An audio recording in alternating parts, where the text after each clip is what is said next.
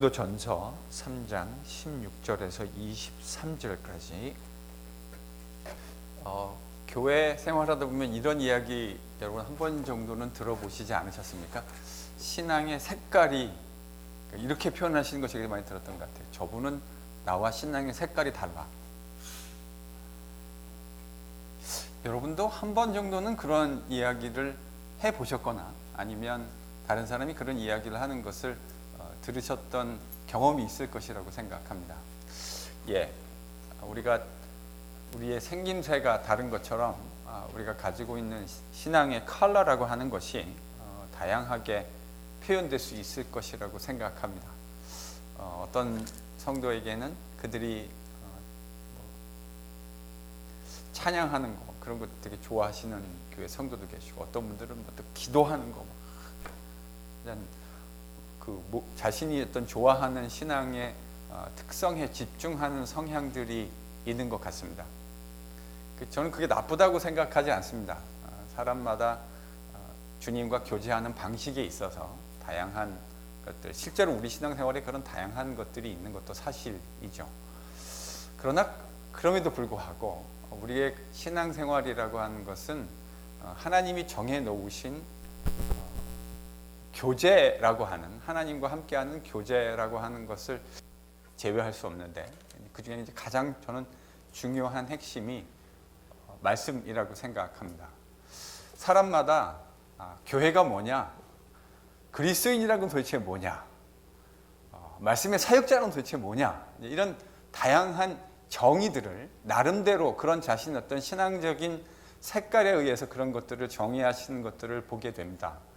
근데 저는 우리가 다양한 경험을 통해서 그런 것들을 형성할 수 있을 것이라고 생각하는데, 그런데 그럼에도 불구하고 과연 나에게 형성되어 있는 그 여러 가지 모습들은 과연 얼마나 성경이 말해주고자 하는, 성경이 그려주고 있는 것과 부합하고 있는 것인가, 영어로 표현한다면 그래서 어떻게 컴패터블한 것인가 하는 것들을 점검하는 과정은 저는 꼭 필요한 것이라고 생각합니다. 이런 이야기들을 종종 합니다. 선배 대장장이가 어디 여행을 가면서 후배 대장장이에게 말굽을 하나 던져 주었습니다. 이 말굽을 가지고 똑같은 말굽을 100개를 만들어라.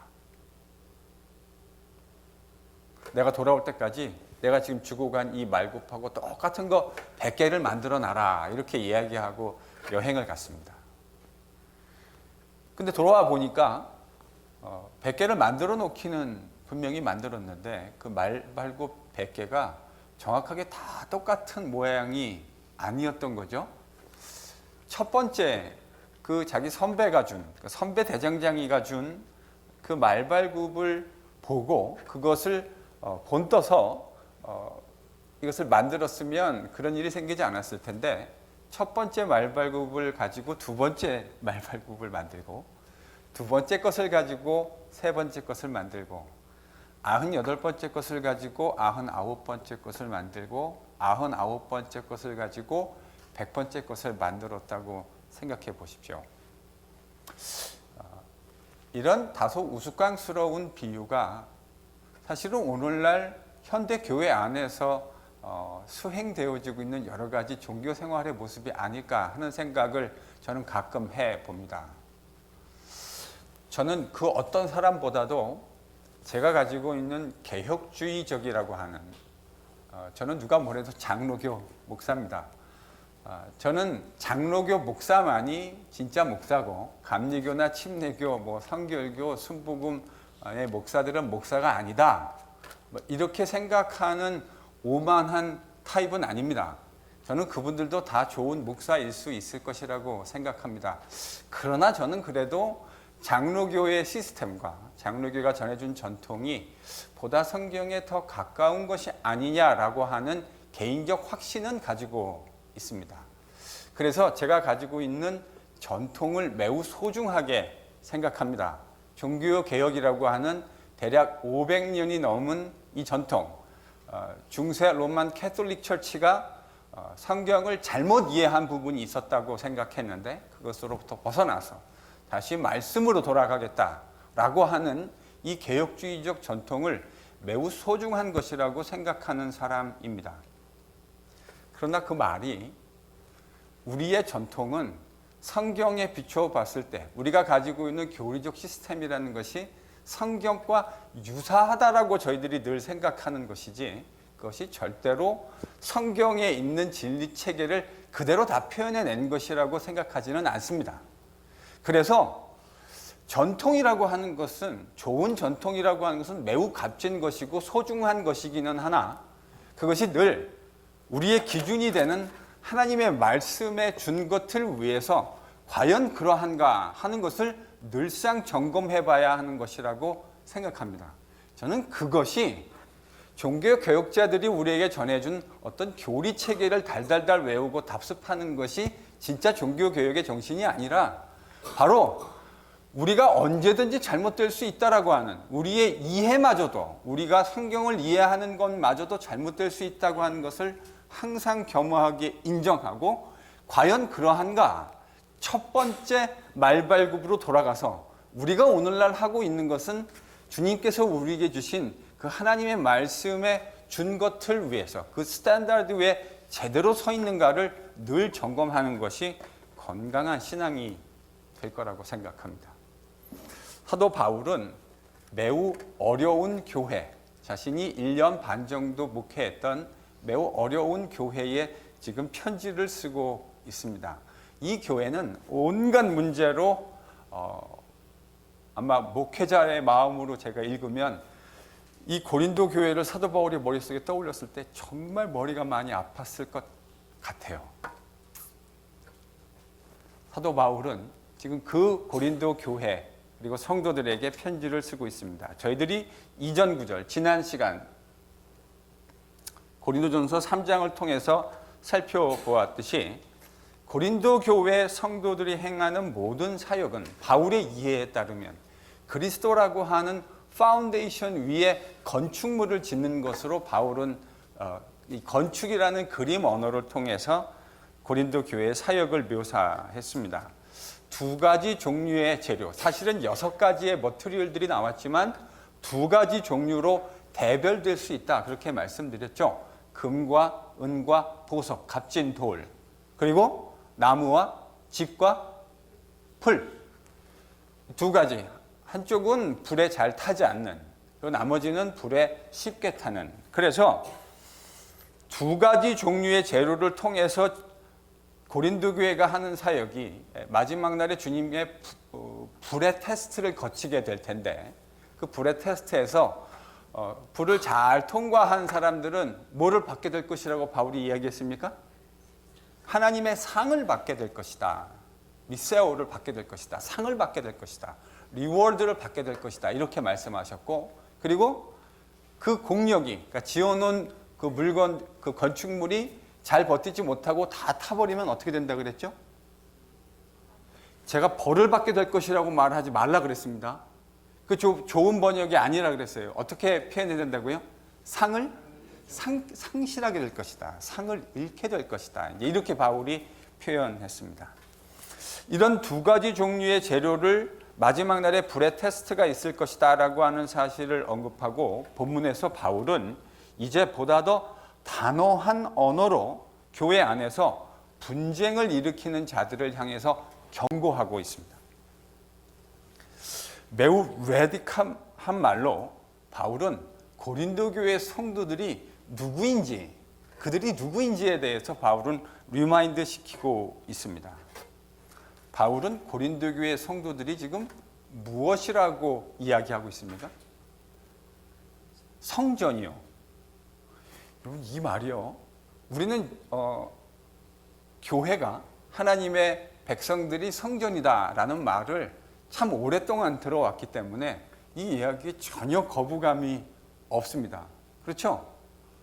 여러분 성전이라고 여러분이 하나님의 성전입니다. 우리 NGPC 이 공동체가 하나님의 성전입니다. 이렇게 얘기하는데 불편한 마음을 가지시는 분이 혹시 계십니까? 근데 바울이 지금 이 말을 하고 있었던 시점에는요, 예루살렘 성전이라는 건축물이 실제로 존재하고 있었습니다. AD 70년에 베스파시안의 아들에 의해서 디도 장군에 의해서 예루살렘 성전이 무너졌으니까 고린도 전서를 쓰고 있을 이 당시에 예루살렘에는 물리적인 하나님의 성전이 실제로 존재하고 있었다고요.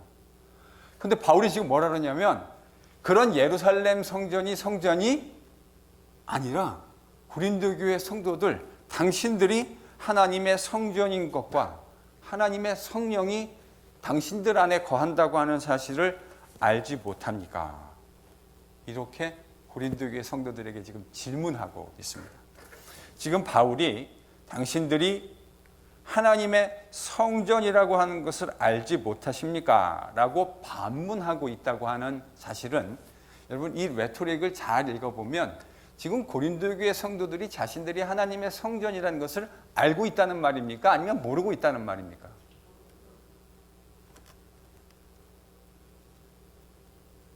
알지 못하느냐? 일단 이 말은, 이 레토릭은 지금 고린도 교회 성도들이 이렇게 질문을 해볼까요?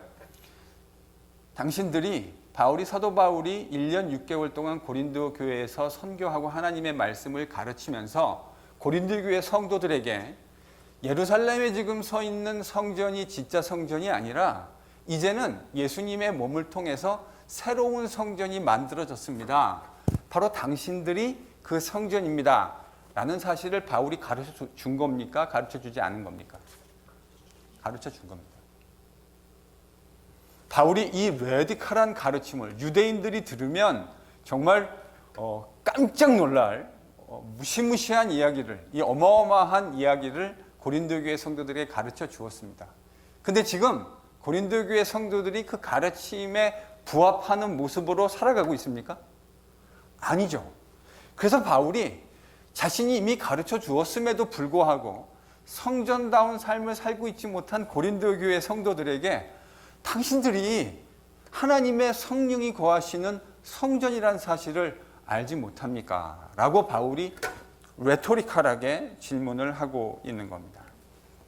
지금 그들이 알고 있는 사실과 그들이 행하고 있는 것 사이에 양자에 지극히 상당한 디스턴스가 있다라고 하는 것을 바울이 암시하고 있는 말입니다. 바울은 17절에서 16절에서는 그들이 성전이라는 사실을 리마인드 시켜줬고요. 17절에서는 지금 고린도 교회 성도들이 하고 있는 이 일련의 행위들이 다름 아닌 하나님의 성전을 파괴하는 성전 파괴 행위라고 하는 사실을 고발하고 있습니다. 여러분들 17절이요. 두 가지 이유 때문에 별로 좋은 번역이 아니에요, 사실은. 먼저 17절을 한글 개역 개정으로 먼저 한번 읽어보겠습니다. 제가 지금 17절이 몇 가지 이유 때문에 별로 안 좋은 번역이라고 말씀드렸습니까? 두 가지 이유예요. 첫 번째는 누구든지 성전을 더럽히면, 이렇게 지금 바울이 조건절로 얘기했습니다. 누구든지 성전을 더럽히면. 그러니까 이 더럽히다라고 하는 단어가 바울이 사용한 단어는 프세이로라고 하는 단어입니다. 근데 이게요, 더럽히다라는 말로 번역하는 것보다는 저는 이걸 개역개정으로 왜 이렇게 번역했는지 잘 모르겠어요. 이 번역하신 분들이 무슨 이유에서 이걸 더럽히면이라고 번역했는지 잘 모르겠는데 사실은 저는 좋은 번역이라는 생각은 하지 않습니다. 왜 그런가? 너희들이 성전을 더럽히면 결과절이 뭐죠? 하나님께서 그 사람을 멸하실 것이다. 지금 이렇게 했잖아요. 더럽히면 멸하실 것이다. 사실은 두 단어가요. 더럽히다라는 단어와 멸하다라는 단어가 정확하게 똑같은 단어입니다. 그러니까 저는 이런 번역을 이게 제가 자꾸 이렇게 얘기하니까 목사님 맨날 무슨 번역이 안 좋대. 안 좋으니까요. 제가 얘기할 때 뭐 그냥 쓸데없이 안 좋다고 말씀드린 적이 한 번이라도 있습니까? 하나님께서 너희들을 멸하시리라 라고 했던 그 멸하시다라는 세이로가 라는 단어가요. 그 앞에 더럽히면이라는 단어랑 똑같은 단어라니까요. 그럼 여러분 이거 어떻게 번역해야 좋겠습니까? 너희가 하나님의 성전을 파괴하면 혹은 멸하면 하나님께서 그 사람을 멸하실 것이다. 이렇게 번역해야 될 것 같아요. 저는 그게 바울이 요 센텐스 17절에서 의도하고 있는 것이라고 생각합니다. 지금 고린도 교회는 세상의 지혜를 추구했고요. 그래서 자신들이 입맛에 맞는 그런 세상적인 지혜로 자신들의 귀를 즐겁게 해주는 지도자를 따라서 교회를 세워가려고 했습니다. 그리고 그렇지 않은 사람들, 다른 지도자를 따르는 사람들을 멸시하고 그들을 룩다운했어요. 지금 사도 바울이 너희들이 성전을 멸하는, 성전을 파괴하는 행위라고 하는 것은 어떤 행동을 얘기하고 있는 거냐면 바로 그런 행동을 이야기하는 겁니다. 자신들의 플레이버에 맞는 특정 지도자를 절대화하고 다른 사역자들을 경히 여기고 그런 성도들을 귀하게 여기지 않는 태도. 마치 고린도 교회뿐만 아니라 고린도라는 일반 사회 속에서 흔히 자행되고 있는 일이 교회라고 하는 곳 안에도 여전히 똑같은 모습으로 자행되고 있는 바로 이 구체적인 일을 바울은 무슨 행위라고 얘기하고 있다고요? 성전 파괴 행위. 여러분, 교회를 파괴하는 행위라고 하는 것은 여러분이 무슨 레디컬하게 다른 사람들에게 엄청난 잘못을 하는 이야기를 하고 있는 것이 아닙니다. 하나님께서, 그러니까 저는 이게요, 공교회 의식이고 이 한국교회, 이민교회, 조국교회 안에 개교회주의가 너무 편만해 있다는 생각을 금할 길이 없습니다. 자기 교회, 자기가 지금 섬기고 있는 교회가 아니면 다른 교회는 교회로 생각하지도 않는 분들도 모르겠습니다. 용서하고 들으세요. 제가 그분의 사고 구조 안에 들어가서 다 확인해 볼 수 없기 때문에 모르겠는데 말하는 거나 행동하는 것을 들으면 그런 느낌을 받을 때가 있다는 말이에요. 근데 지금 고린도 교회가 바로 그런 거 아니었습니까? 자신들의 기호에 맞는 리더가 있었고 그를 중심으로 해서 파당을 만들어서 다른 교회 성도들은 별로 좋은 성도가 아닌 것처럼, 좋은 교회가 아닌 것처럼 이야기하는 바로 이 행위를 사도 바울은 지금 뭐라고 얘기하고 있다고요? 성전 파괴 행위. 근데 무서운 사실은 그렇게 너희들이 성전을 파괴하면 하나님이 어떻게 하신대요? 하나님이 그 사람을 파괴하신대요.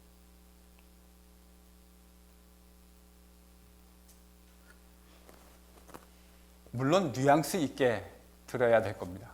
물론 뉘앙스를 가지고 들어야 할 것 같은데 저는 하나님의 말씀을 좀 있는 그대로 저자들이 표현했던 그대로 성도들에게 뉘앙스 있게 들려지기를 소망합니다.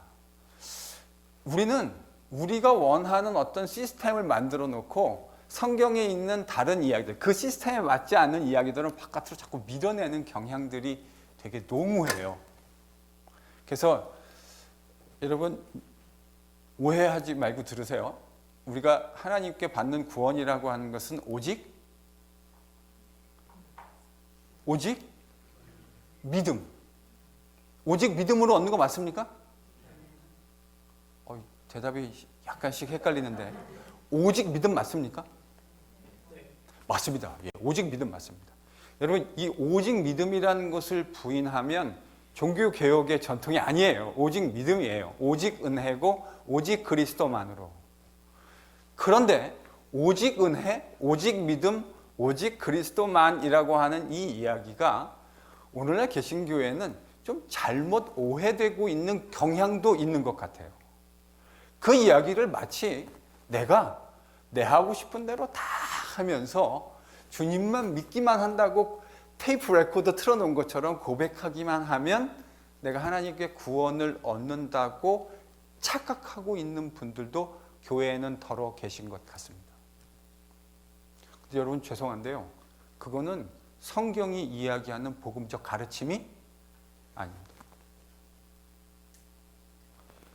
우리가 행위를 통해서 구원을 얻는 것은 아니지만 우리가 구원을 얻는 이 믿음이라고 하는 것은 필연적으로 가치체계의 전복을 의미하는 것이고 우리가 그동안 주님을 알기 이전에 가지고 있었던 그 가치관은 관과는 혁명적으로 다른 정말 레디컬한 가치관을 가지고 이 땅을 살아간다고 하는 것을 이야기하는 겁니다. 오직 믿음이라는 것이 믿음 지상주의를 이야기하는, 흔히 오해되듯이 믿음 지상주의를 이야기하는 것이라고 한다면 그것은 절대로 기독교가 이야기하는 복음이 아닙니다. 바울은 특정 지도자를 선호해서 그들을 중심으로 교회를 세우고 파당을 짓고 분당을 짓는 이 행위가 성전 파괴 행위라고 이야기했고, 그런 성전 파괴자에 대해서 하나님께서 그들을 파괴하는 방식으로 반응할 것이라고 말씀하십니다. 여러분, 구약 성경에서 누가 만약에 예루살렘의 성전을 의도적으로 파괴하고 회파하려고 했다면 그 사람은 어떻게 될까요? 그 사람은 죽습니다. 돌 맞아 죽게 될 겁니다.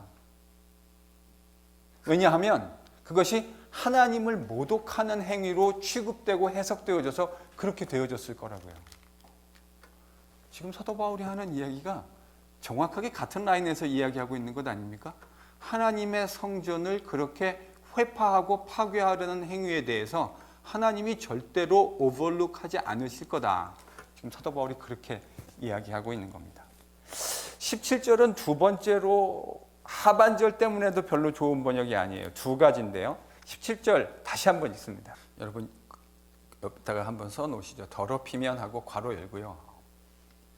멸하면 이렇게 좀 해놓으세요. 그래야 나중에라도 옛날에 이거 목사님이 고린도전서 공부할 때 이 두 단어가 같은 단어라고 이야기했다. 생각나실 테니까 그런 건 좀 해놓으시면 좋겠습니다. 자, 이제 17절 하반절에 보면 이렇게 기록되어 있고 번역되어져 있죠. 하나님의 성전은 거룩하니 너희도 그러하니라. 자, 그러니까 하나님의 성전은 거룩하니 너희도 그렇다. 그러면 너희도 그렇다라는 말의 의미가 박정훈님 어떻게 들리시나요? 하나님의 성전은 거룩하니 너희도 그렇다. 그러니까 그렇다라는 말은 무슨 말입니까? 거룩하다. 이렇게 읽혀질 것 같아요. 저도 이제 그렇게 이 본문을 읽으면 그렇게 읽혀지거든요. 하나님의 성전은 거룩하니까 너희도 거룩하다. 바울이 그렇게 말한 것 같은데, 물론 이제 의미가 그렇게 확장되고 적용될 수는 있을 거라는 생각을 합니다.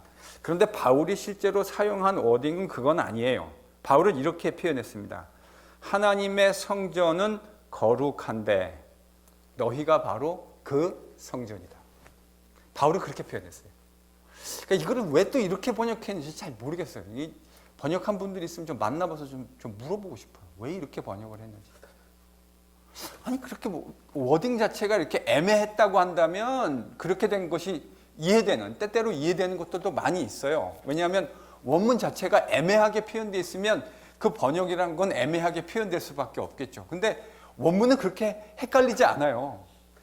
너희가 하나님의 성전이 거룩한데 바로 너희가 그 성전이다. 바로 이렇게 얘기했다고요. 그러면 여러분 이 말 속에서 바울이 말하려고 하는 것 이런 이야기 아닙니까?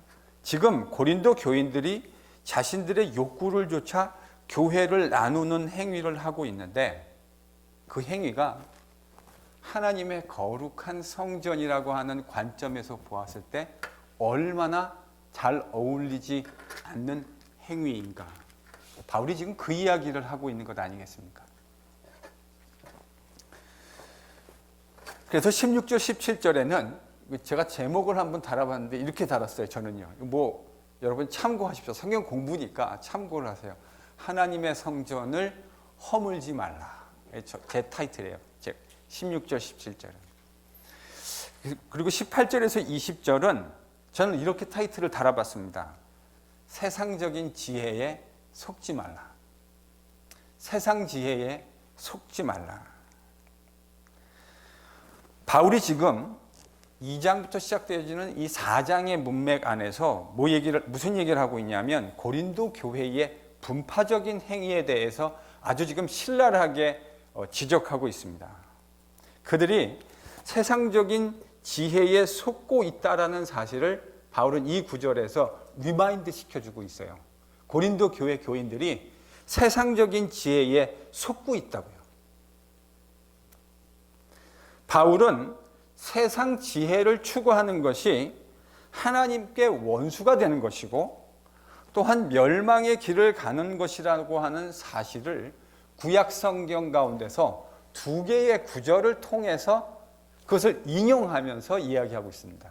지금 너희들이 추구하고 있는 그 세상의 지혜를 추구하는 것이 결국은 하나님께 원수가 되어지는 길이고 멸망의 길을 가게 되는 길이라고 하는 사실을 바울이 구약 성경 욥기와 시편을 통해서 시편을 인용하는 것을 통해서 이야기하고 있습니다. 먼저 바울이 인용하는 욥기 5장 13절을 한번 찾아보겠습니다. 자, 욥기 지금 바울이요. 욥기 5장 13절을 인용하고 있거든요. 근데 욥기 5장 13절에 의하면 지혜로운 자가 누구의 계략에 빠진다고요?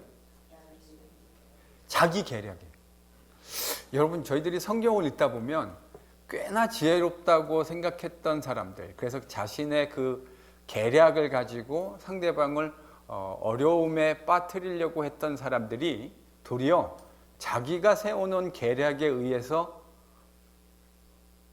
매우 곤혹스러운 일을 당하거나 아니면 아주 난처한, 그리고 종국적에는 매우 비극적인 일을 경험하게 되는 일을 저희들이 성경에서 종종 보게 되지 않습니까? 욥기 5장 13절을 저희들이 딱 읽으니까 딱 생각나는 사람이 좀 하나 있지 않습니까? 하만이요. 하만. 이스라엘 백성들 모르드게를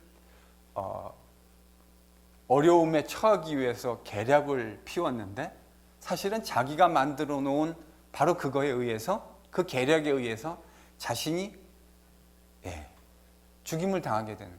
그러니까 지금 욥기 5장 13절이 얘기하고 있는 아주 극명한 예가 성경에도 덜어 나와요. 자기의 계략에 의해서 자기가 그 꾀에 넘어가서 아주 곤란한 일을 당하거나 궁극적으로 매우 비극적인 일을 경험하게 되는 일들이 성경에 나오는데, 지금 바울이 흥미로운 건 고린도 교회가 하고 있는 이 분파적인, 자신들이 좋아하는 선생을 추앙하고 그들을 추앙하면서 분파적인 행위를 만들어내는 이 일을 어떻게 이해하고 있다고요?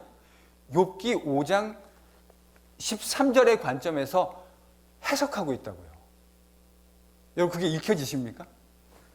바울이 지금 고린도 교회 성도들이 하고 있는 이 일을 욥기 5장 13절이라는 관점을 가지고 그 안경을 끼고 고린도 교회 성도들이 행하고 있는 일을 해석하고 있다고요.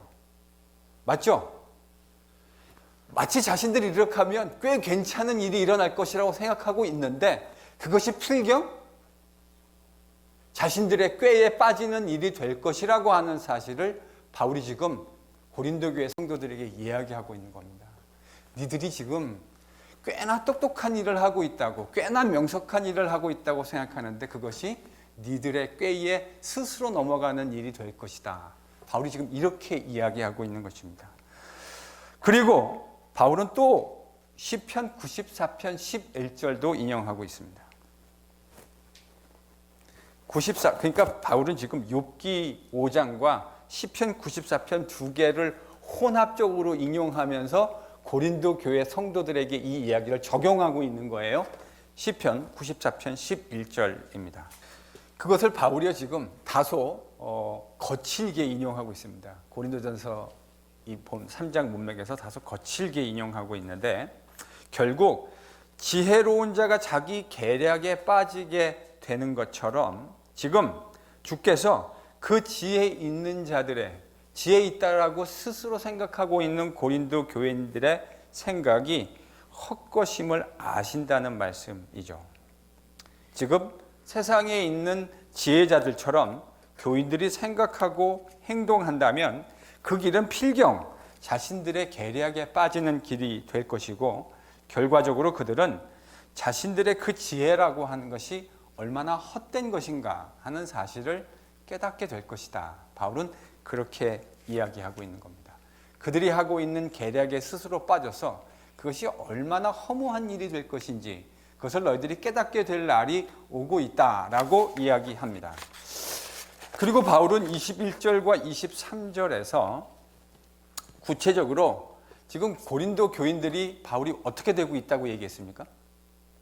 자기 스스로의 지혜에, 자기 꾀에 빠져가지고 속고 있다. 이 말 아닙니까?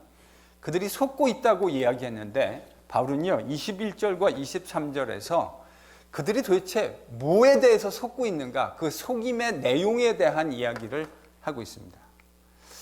18절에서 20절까지는 자기 계략에 스스로 자기의 꾀에 스스로 속아 넘어가고 있고, 그래서 필경은 그것이 다 허무하게 아무것도 아닌 것이 되는 날이 올 것이다.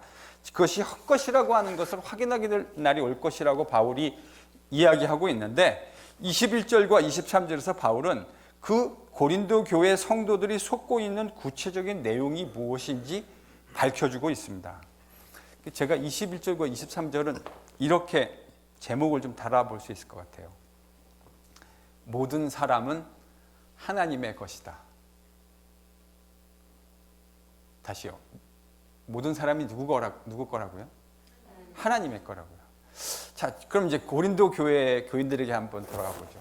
고린도 교회 교인들은 그 분파에 따라서 분파가 추구하는, 그들이 좋아하는 지도자들을 자랑했습니다.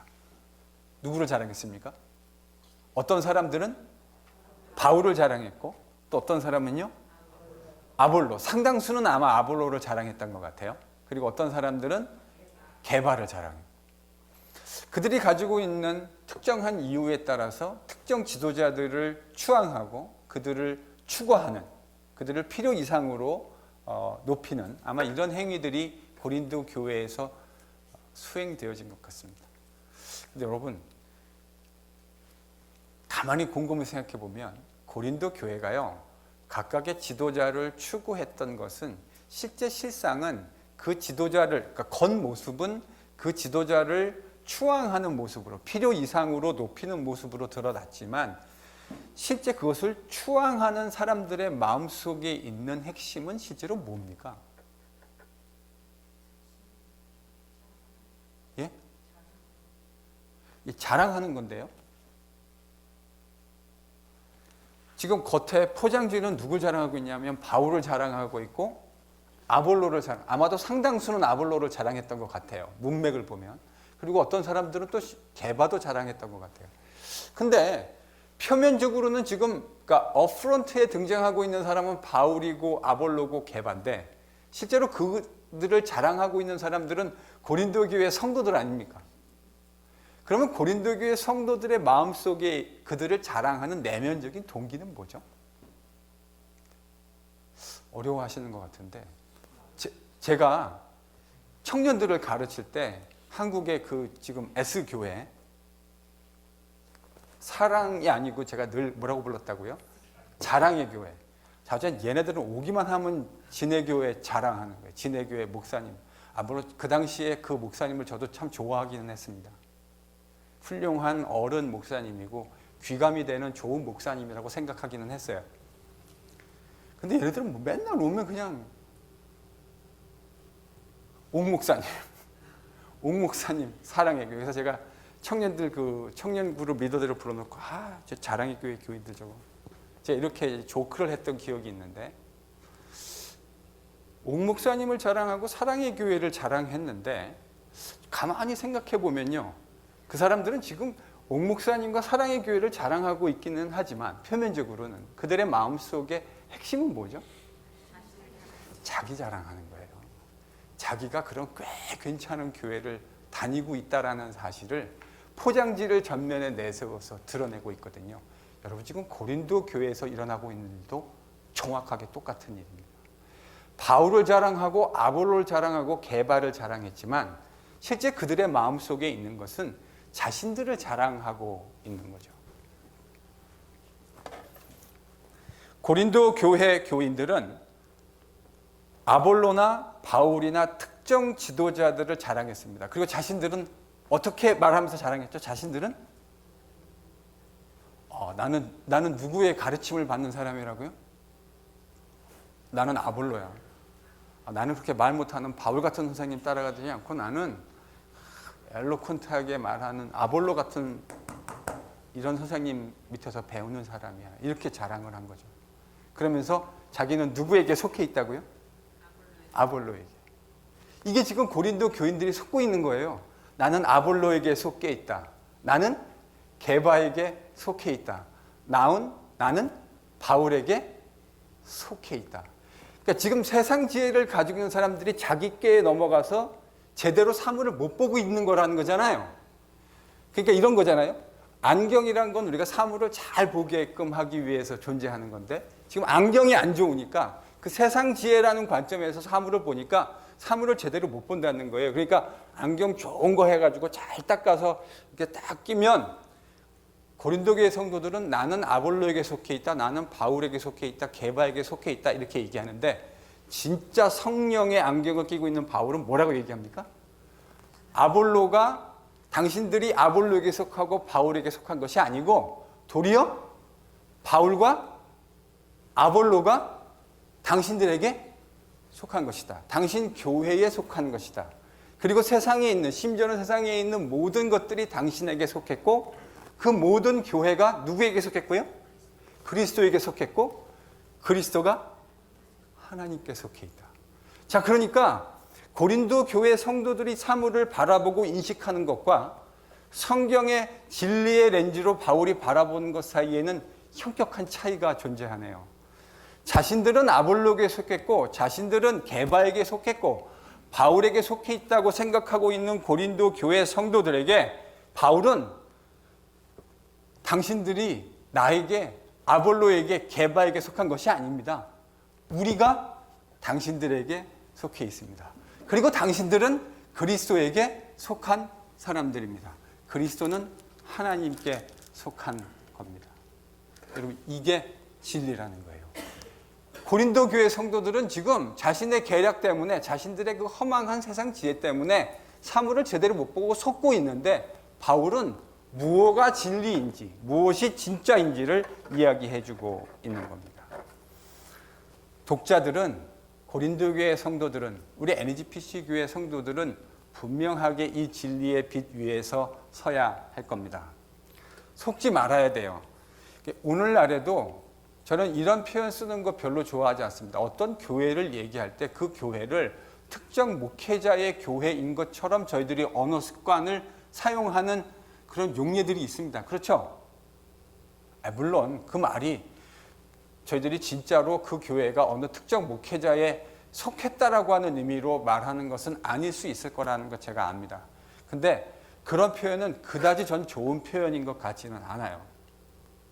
우리가 진리를 제대로 알고 있다면 언어 생활도 굳이 잘못된 것을 답습해야 할 필요가 뭐가 있겠습니까? 제대로 알았다면 제대로 안 것을 표현해내는 것이 건강한 거겠죠. 여러분, NGPC는 누구의 교회입니까? 그리스도의 교회입니다. NGPC는 그리스도의 교회입니다. 그러면 바울과 아볼로는 속했다라는 말의 의미가 바울이 그리고 아볼로가 고린도 교회에 속했다는 말의 의미는 여러분 이런 말 아닙니까? 하나님이 그 성도들을 섬기기 위해서 보내주신 하나님의 종이라는 servant라는 의미로 바울이 이 이야기를 하고 있는 것 아니겠어요? 여러분, 이게 건강한 생각입니다. 그래서요, 저는 오늘날에도 이와 같은 위험성들이 우리에게, 저도 사실은 예전에 그런 생각들을 했던 적이 있고 그런 특정 지도자를 너무 필요 이상으로 추종하고 그리고 그것을 자랑하는 사람들을 종종 보았던 것 같습니다. 여러분, 고린도 전서에서 우리들이 배워야 하는 것은 진짜 자랑할 것은 누구밖에 없다? 그리스도 한 분밖에 없다. 왜냐하면 나머지 모든 자랑은요, 우리가 하는 자랑은 다 우리 사이를 나누는 자랑입니다. 그것을 가지고 있는 자와 가지고 있지 않는 자를 나누는 자랑이 되는 거예요. 그런데 그리스도를 자랑하는 건 무슨 자랑이 되는 거죠? 우리를 하나로 만드는 자랑이 됩니다. 왜냐하면 우리 모두는 다 그리스도를 가지고 있기 때문입니다. 그래서 바울이 자랑하는 자는 다 그리스도 안에서 자랑하라고 이야기했던 이유가 바로 그거예요. 저는 이 본문을 묵상하면서 사람을 추종하고 사람을 자랑하는 것이 아니라 그리스도를 따라가고 그리스도를 자랑해야 하는 것이 우리가 늘 견지해야 하는 신앙인의 자세라는 생각을 다시 한번 옷깃을 여미면서 가다듬게 됩니다. 저는 이 이야기가 우리에게 매우 시사하는 바가 크다고 생각합니다. 첫 번째, 제가 성경 공부 시작하기 전에 말씀드렸던 것처럼 저는 개혁주의라고 하는 또 장로교 전통의 신앙의 유산과 전통을 사랑합니다.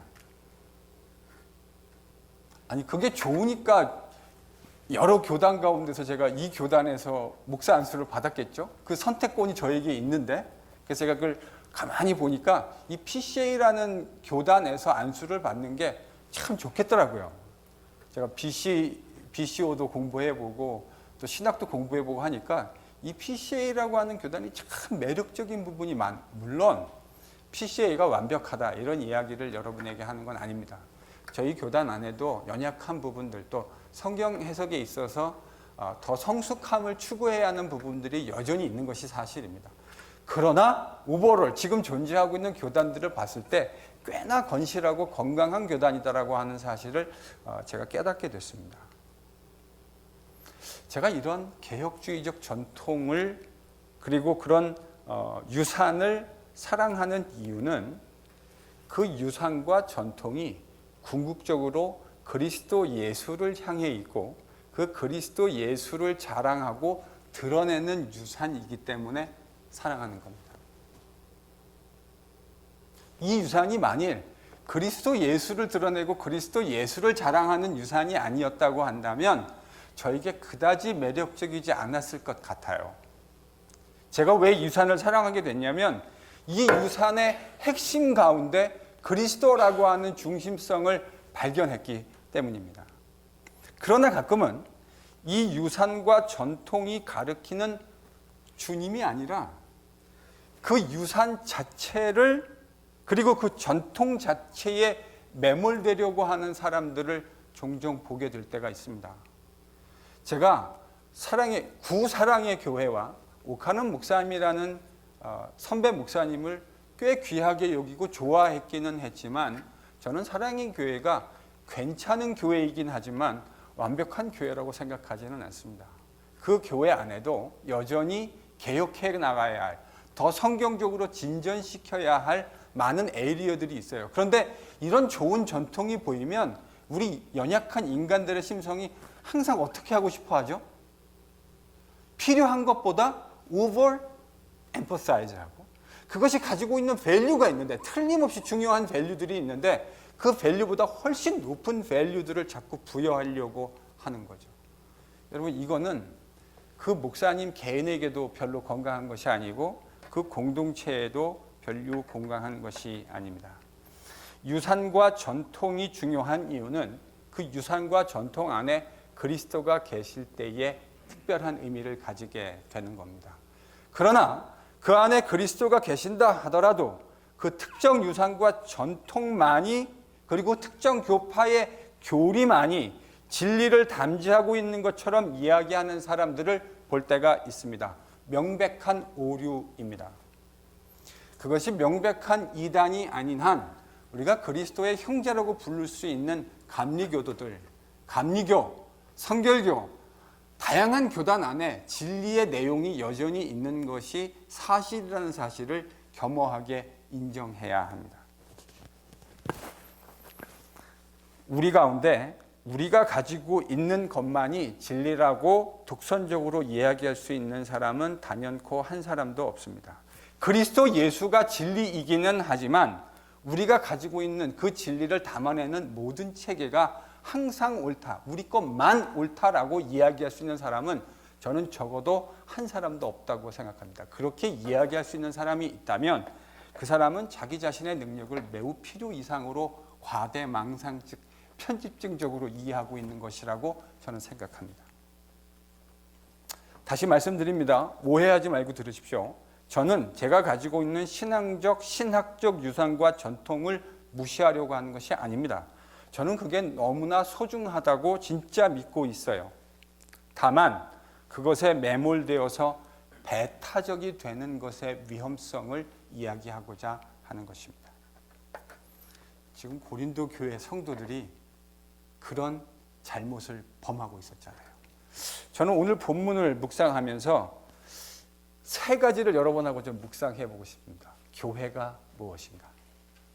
도대체 교회란 게 뭔가? 성도는 누군가? 그리고 사역자들, 말씀의 사역자들은 누구인가?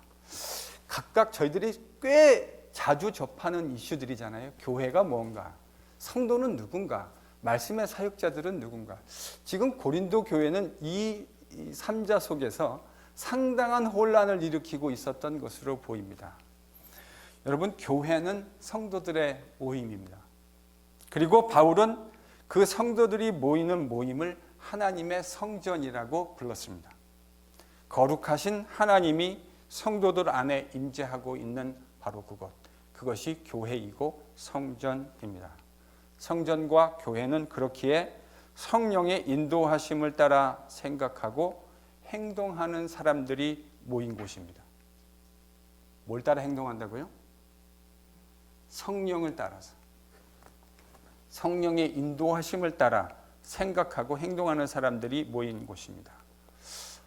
여러분, 구약에서 성전을 파괴하거나 성전을 더럽히려고 하는 행위를 하나님이 결단코 용납하지 않으셨던 것처럼 교회의 이러한 모습을 하나님의 새로 세우신 성전인, 그 성전의 기초인 그리스도 예수를 기초로 해서 세워가려고 하는 거룩한 성전인 교회를 파괴하는 행위를 하나님은 결단코 용서하지 않으실 것이라고 바울을 통해서 이야기하셨다는 사실을 기억하실 수 있기를 바랍니다.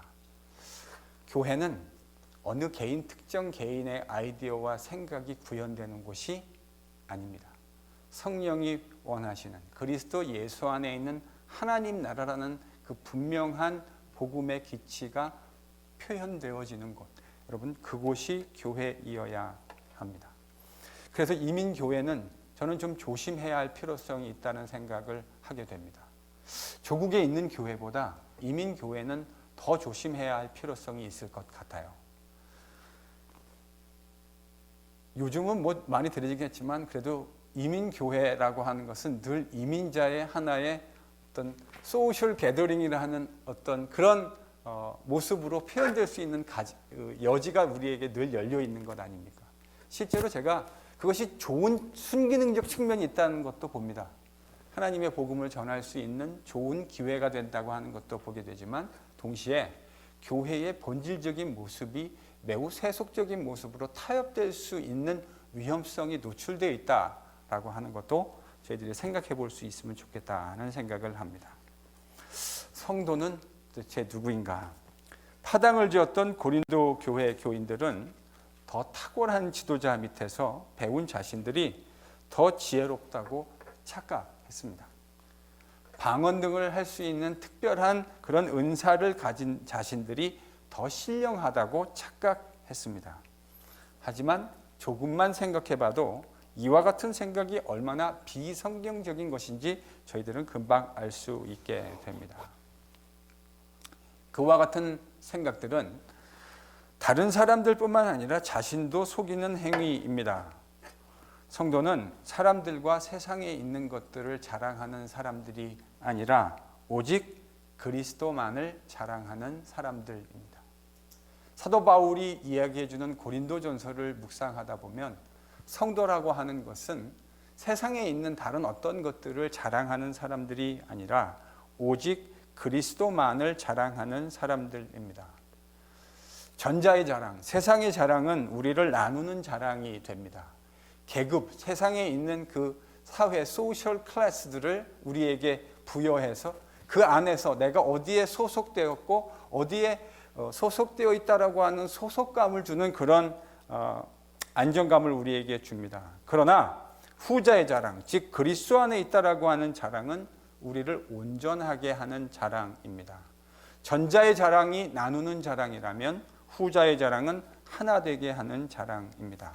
그래서 성도란 온전히 우리를 하나 되게 하시는 그리스도만을 자랑하는 사람들입니다. 여러분, 사역자들은 누구입니까? 바울이나 아볼로 같은 말씀의 사역자들은 고린도 교회 성도들을 섬기라고 보내주신 하나님의 종입니다. 그들을 필요 이상으로 생각해야 할 이유가 없습니다. 그것이 도리어 말씀의 사역자와 성도 양자 사이에 유익하지 못합니다. 정해진 가치만큼 귀하게 여기고 사랑하는 것으로 저는 충분하다고 생각합니다. 정해진 것보다 늘 과하게 하는 것, 도리어 그것보다 못하게 하는 것이 항상 문제를 일으키죠. 이렇게 얘기했다고 해서 저에게 불필요한 방식으로 상식적이지 못한 방법으로 어려움을 주려고 하지 마십시오. 성경이 우리에게 요구하는 방식대로 하면 저는 그걸로 충분하다고 생각합니다. 저는 여러분이 저를 그렇게 대해 주실 때 정말 안정감을 가지고 또 큰 기쁨을 가지고 행복감을 가지게 됩니다. 저는 여러분을 위해서 섬기고 봉사하는 말씀의 사역을 담당하는 말씀의 사역자입니다. 제가 전한 그 복음의 말씀이 진리라는 사실을 믿고 그것을 여러분 가운데서 함께 여러분과 똑같은 성도의 한 사람으로 함께 즐거워하고 기뻐하고 그것을 살아가는 것이 제가 담당해야 할 몫입니다. 여러분 그런 저를 사랑해 주십시오. 그리고 귀하게 여겨 주십시오.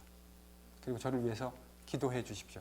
이 레인지를 절대로 벗어나지 않고 이 성경적인 레인지를 끝까지 제가 2017년 1월 6일 날 처음 왔을 때 그랬던 것처럼 제가 어느 시점인가 하나님이 NGPC의 사역을 마치는 그날까지 끝까지 이 스탠스를 벗어나지 않고 이 레인지를 벗어나지 않고 신실하게 걸어갈 수 있는 말씀의 사역자가 될 수 있도록 기도해 주십시오. 사랑해 주시고 격려해 주시고 때때로 위로해 주시고 기도해 주십시오. 저도 최선을 다해서 신실하게 저 이제 맡겨진 그 믿음의 경주를 여러분과 함께 걸어가겠습니다. 고린도전서 묵상을 통해 교회가 무엇인지, 성도가 무엇인지, 말씀의 사역자가 무엇인지 성경 말씀대로 묵상할 수 있는 저희들이 될 수 있기를 소망합니다.